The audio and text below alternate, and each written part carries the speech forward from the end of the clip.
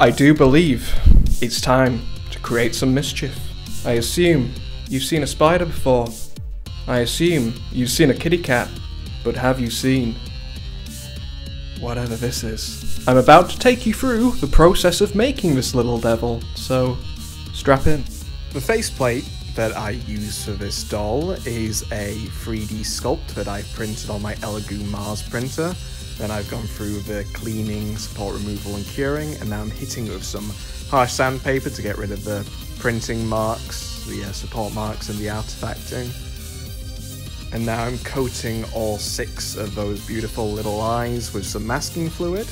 I go with 3 layers, and the reason I do this and printing clear resin is so that once I've painted the majority of the face, I can then peel off this fluid and add a thin layer of acrylic ink to the back to create a nice 3D lens effect for the eye. Forgot to film this, but I hit the guy with 3 layers of black primer, and now I'm hitting him with the zenithal highlight. This is me applying white paint in the direction where I want the light to be hitting the face. And man, my iPhone really scorned me here because I lost the stage of me applying the pink ink to the face, so sorry, but here I am adding the dark shading underneath and some light pink shading at the top. After a clear coat of varnish, I'm now adding the aforementioned black acrylic ink to the behind of the eyes, and you'll be able to see the full effect of this once I clear coat the eyes later. Time to mix up the oil wash. The oil wash is oil paint mixed with white spirit. Since this is a darker pink, I'm going with a darker, close to black wash, getting it nice and coated there, all into those crevices. Gotta make sure that lovely smile really stands out. And now I'm dabbing off the excess here. Dark and edgy is cool, but we don't want to have this guy looking like he's just been face down in the mud pit. With that dry, it's varnish time. I'm hitting him with a nice gloss Pledge floor polish through the airbrush, and then I'm hitting him with a matte enamel varnish. This is a homemade blend that I've mentioned before, but it's essentially hardware store wood varnish that I thinned down with white spirit.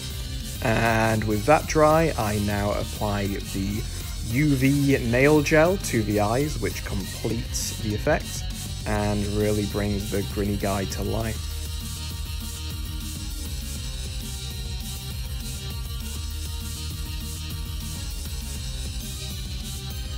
And here he is after his session under the UV lamp. How very precious. With that out of the way, it's time to work on his body. As usual, I'm just going crazy here, mutilating a children's toy. Normal behaviour, but you know, it's gotta be done. I'm cutting off his mouth. He can no longer scream. It's just the way it's gotta be. Hacking off those pesky tags at the back there. Pretty easy job on this one. With the body prepped, it's time to paint. I'm hitting the key areas with the darker shade of the dark purple, and then I'm just coating the rest of the fur in a lighter coat, just to make sure that nice grungy effect extends across the whole of his body. You may have noticed as I paint, I wet my hands and massage that paint into the fur just to get it to blend and be a little less chalky. So then I give it some time to dry and attach a face. As always, there are 4 holes around the resin print of the faceplate. This allows me to thread through zip ties, which I use to anchor the face to the plush body. I then use some hot glue to merge the fur into the face, but unfortunately my iPhone sucks the big one, and yeah, I couldn't record that footage, sorry.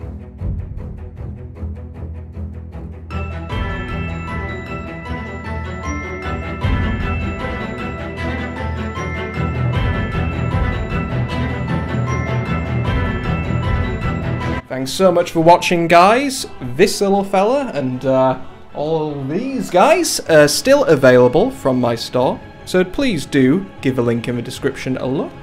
And yeah, for more videos of this thing, please do subscribe, and thanks for watching. See ya.